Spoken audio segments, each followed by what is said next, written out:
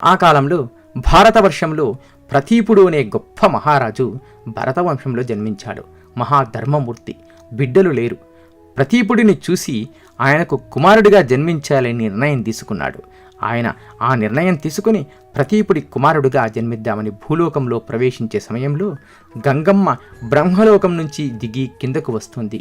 అయ్యో, నేను ఎంత పొరపాటు చేశాను!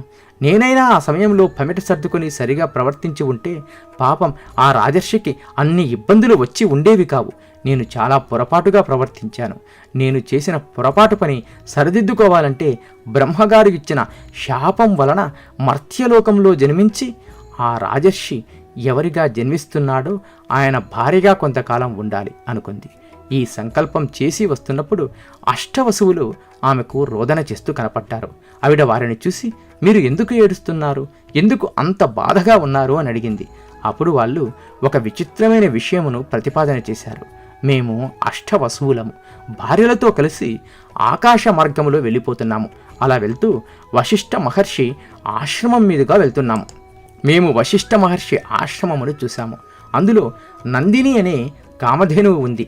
అది తెల్లని పర్వతాకారంలో ఉండి మెరిసిపోతూ మిక్కిలి ప్రకాశంతోనూ తేజస్సుతోనూ ఉంది. దానిని దయు అనబడే వసువు భార్య చూసి, అది మామూలు ఆవేనా అని భర్తను అడిగింది.